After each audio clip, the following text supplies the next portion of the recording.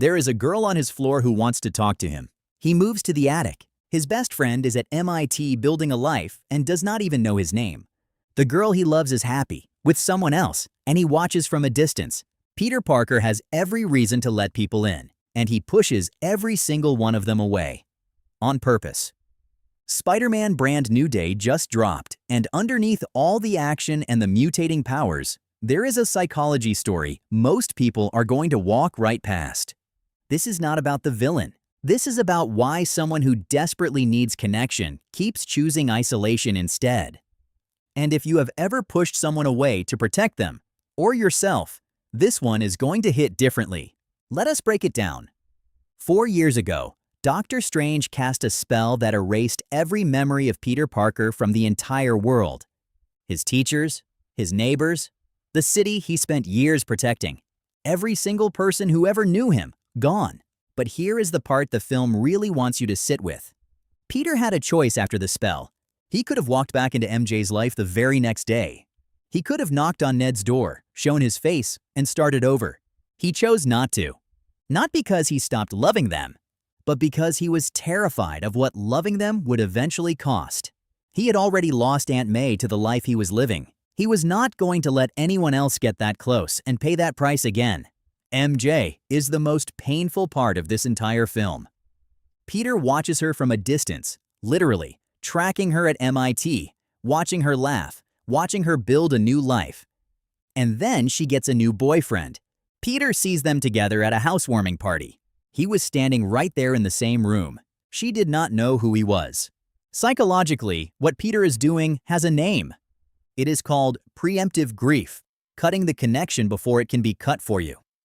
He took away her agency, her choice, her memory, all because he could not handle the risk of losing her the way he lost May. He admitted that to her himself, eventually. The same pattern plays out with Ned. Best friends since they were kids. Ned is at MIT, thriving, laughing, not thinking about Peter Parker at all. And Peter watches that from the outside too. Meanwhile, Peter moves into a building attic to avoid a girl who simply tried to say hello. That is not protection. That is a symptom.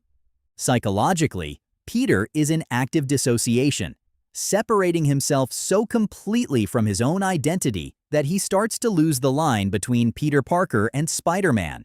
Without May, without MJ, without Ned, he genuinely does not know who he is anymore. And the film makes that literal.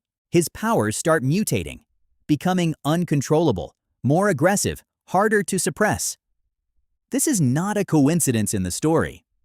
Emotional repression directly triggers the physical breakdown of his DNA. Bruce Banner tells him outright, if his DNA is mutating, that is enormously dangerous. The villain Jean Grey is the mirror Peter never wanted to see. Jean lost her sister and had no one, no May, no MJ, no Ned, to pull her back from the edge. She became exactly what unchecked isolation does to a person. The film is showing you exactly who Peter becomes if he keeps choosing this. He was one decision away from being her. Which part of Peter's psychology hit closest to home for you?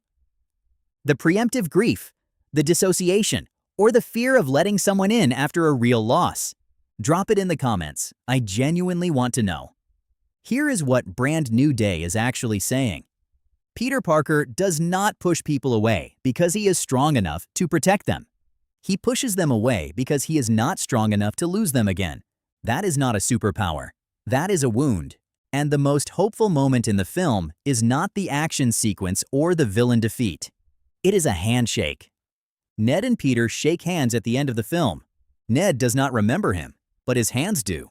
Muscle memory. A decade of friendship stored somewhere the spell could not reach. That handshake is what finally cracks Peter open enough to let people back in. Subscribe for more psychology and storytelling every week. See you in the next one.